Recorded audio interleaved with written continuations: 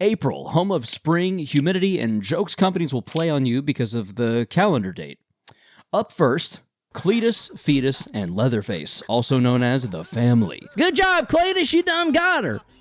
I'm proud of you, boy. The survivors, the family's victims, are a bunch of attractive young adults, as they typically are with all good horror films and games. The Virgin.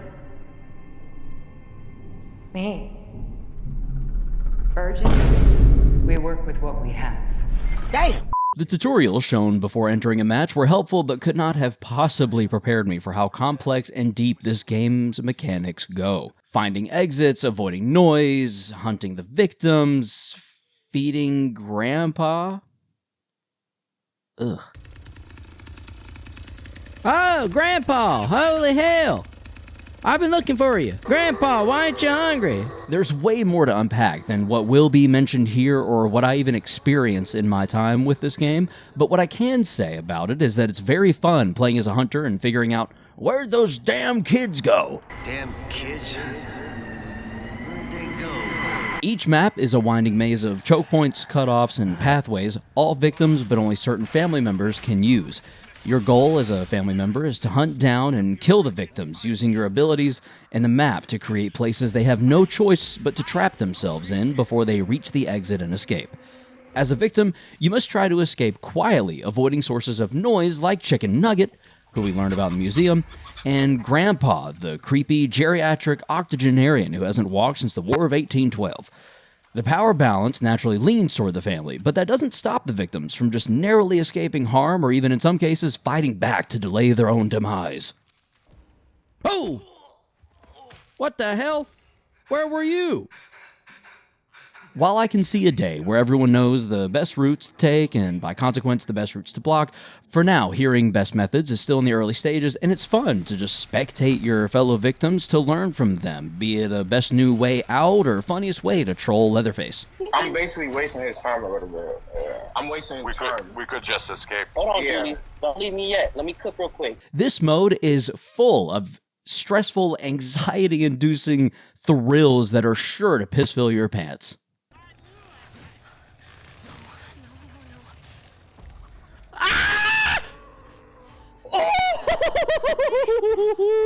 Oh, we slipped right by him. Sumo Digital isn't new here, creating games since 2003, being involved in the likes of Helldivers 2, Call of Duty Vanguard, and Forza Horizon 5, and that experience seems to be on full display here. Fun, easy to approach, difficult to master, and a lot to learn without being too overwhelming, at least at first.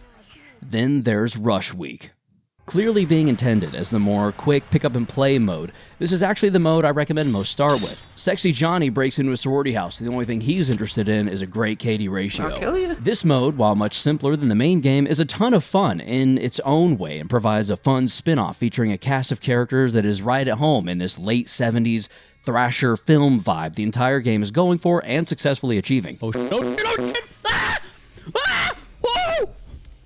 Oh, God. Ah! Oh, okay, he got me. Oh. I think the police are, like, arriving right now. We are THPD. Come on. Rounding out the offering is Museum Mode, in which you slowly wander the home and farm that was the main setting of the original film. Starting out with a photo checklist, there are certain locations you need to photograph to check off the list that will inform the player about the history and making of the movie this game is based upon. This whole mode had me curiously intrigued, and by the end of my time with it, genuinely loving the fact-finding and behind-the-scenes looks at the creation of this movie. I felt that way having never even sat down and watched the movie in the first place. Anyone who loves this film probably adored this feature their first time experiencing it. I know I did. The goal of the shot was to make the house appear bigger and bigger in the frame as Pam approached it. Yeah, sure. Yeah, that was the reason why. Yep. Yep, it was only to make the house look bigger and bigger, chat. That was the only purpose. If you enjoy the likes of Dead by Daylight, I imagine you'll feel right at home here once you learn the abilities and maps contained within. Worth the time to download and space on your drive. As someone who grew up with Digimon, I always viewed it as Pokemon's weirdly adult cousin. And in Digimon Hacker's Delight World story or whatever, it's all about hacking. Like, it probably should have been called Hacker's Memory featuring some Digimon. The game does involve Digimon and has them in it that you can collect and battle, but the battle of said Digimon didn't come in until an hour into the game. Maybe Digimon is different, but in creature collecting and battling games that I've played in the past, those creatures tend to be the focus. Having not played the full game, the possibility of additional battles to story elements ratio may increase dramatically further in. What I did play appears to be a very anime-esque, story-driven experience that, if you're a Digimon fan, you will probably love, but you also probably played it 7 years ago. For the rest of you, here's what you need to know. The game has almost full voice acting in basically any and every major scene involving dialogue, but it is fully Japanese, so get ready to read, or you can always turn to Duolingo. Oh, maybe don't do that, actually.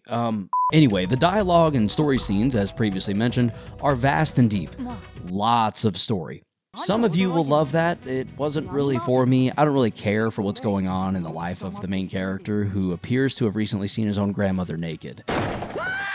Your Digimon will all have two types of types. Yeah, that's how to phrase it. Types and attributes interact with each other in battle as shown on screen. The types include virus, data, and vaccine. COVID? Vaccine. It's related to the kind of software the Digimon are. In addition, attributes are present in the form of most likely more familiar elemental relations like fire and water. Just picture rock, paper, scissors with too many additions. For me, it feels like the added type layer and its interactions in battle are just too deep, but that's probably due to my affinity for and with this game's most associated competitor.